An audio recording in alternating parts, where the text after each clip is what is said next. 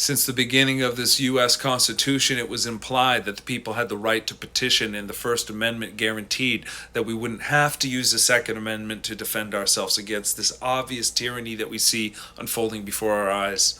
The First Amendment of the Constitution guaranteed the right of states, which implied the Supreme Constitution only giving the federal government a united power, but not diminishing its own power to protect its constitutional ability to restrict all actions that violate our individual rights to life, liberty, and the pursuit of happiness. So it's our states that are our sovereignty, and the right to petition has an unknown clause, an occulted, hidden clause, disguised from the people's eyes. They didn't want you to know, not the elites, not the politicians, that many seem like they're on our side and good people, but they talk a good game about what they would do if they are in power. But they are not empowering you. They're not here showing you what you can do with the people, with me, with others that might think on this vibration of stopping all corruption ourselves with the First Amendment of the Constitution, the right to petition the government for grievances.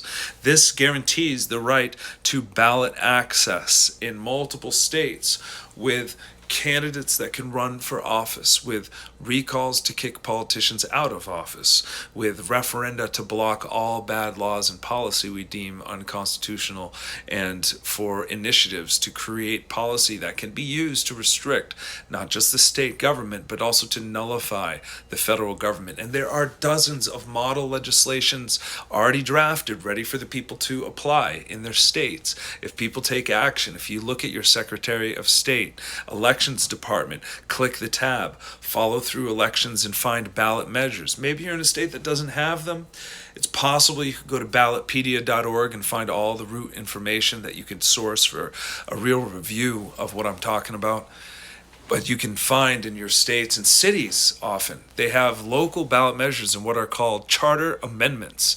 And you are guaranteed your right to a charter amendment in a proper city. And you can change policy on a local level to reform how the government works and truly represent yourselves as a community, overriding the politicians that may have been elected but have no power to stop what you're doing. And the courts enforce this protection as it is guaranteed and written specifically in plain English, as your elections department has to disclose this information, that how the ballot measures are qualified and what their potential can be. It will allow people to vote, and the laws we change are not party specific. They're not divisive in such a way. They could be divisive on the angle of policy, absolutely, but there's so many policies that the left and the right agree on, and if we could all just come together on that first, the other debates and arguments can filter themselves out over time, and we can work things out.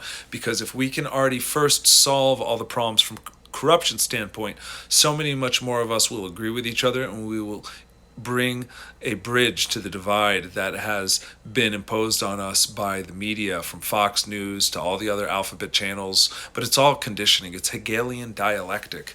It's how they balance opposing arguments and counter arguments to provide limited outlook of the world without really showing you the truth of what's really going on, and most importantly, your potential. And there aren't influencers within the alternative media space that are doing more as they could if they were to host my talks, if they were to ask questions and bring their audience value.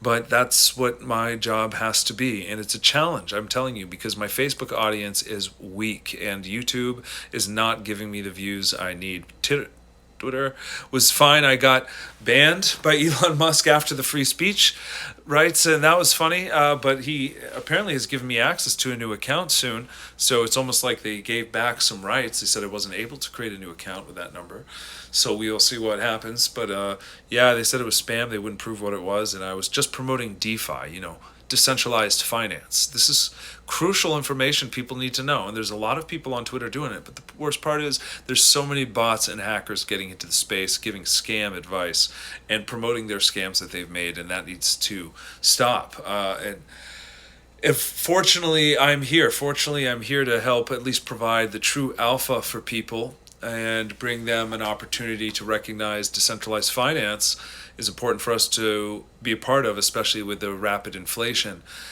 because we can beat the inflation rate in a relatively safe way that's not as speculative as you would think on first thought, because the blockchain, if you look deeper into it, and many of these blockchains have been proven to be immutable and unhacked. So we have an opportunity where, yeah, there's some implied risk, but we have so many decentralized finance applications, from loans to interest bearing liquidity farms. And I have become a master of searching and created a Discord channel allowing 12 levels of access, a hierarchy of APY, that's appreciating yield per year, that can be way beyond the banks. We're talking from, if you check your bank, or an app online might promise 5.5% or something, but you know what? There's yield in DeFi goes way beyond 5%. There's 5% farms, there's 10% farms, there's 15, 20, 25, 50, 100% farms. They were even at 300% for a period of time. And if you track them closely and get in early, you get the highest yield.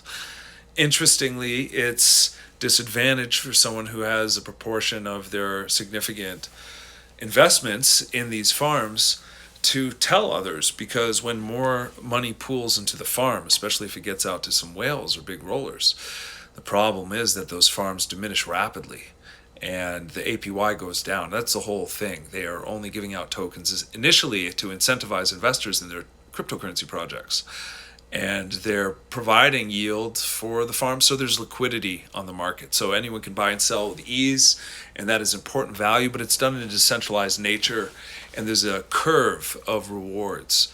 And again, it's disadvantaged to tell people too fast. Even though long term I'd hold the token, we're not speculating on the tokens in that way. Instead, we're just capturing the massive yield and deciding to diversify our portfolios and diversify our yield across multiple farms and find new farms and diversify further. So we will even remove money from farms as their yield goes down to chase higher yield farms. And in doing so, we're teaching our exclusive community all of the decentralized finance alpha of new blockchains, new test nets to visit, new projects where they're going to be arriving, so you can get the first tokens in those projects. And when they're promising, you have so much opportunity to just get a few dollars of tokens that could end up being worth thousands. It's how cryptocurrency is amazing, and you need to learn about it. So that's what this channel is about.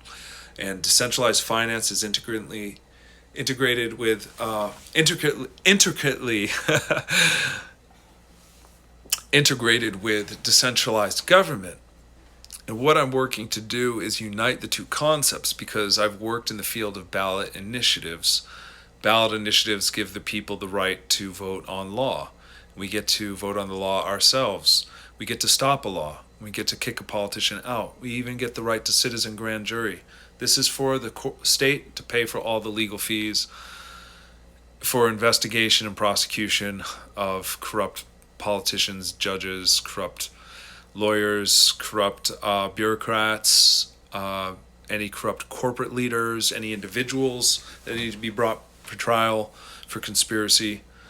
And we're not using them as a nation, and that's sad. That's only available in 6 states, but any one of them could apply it to any of the federal actions that affect all states. And just one state's campaign being financed, my company running it, we could solve so many federal problems.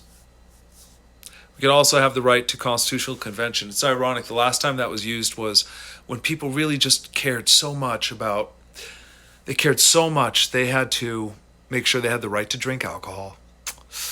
Yeah, that was the last time we used our right to constitutional convention of the states.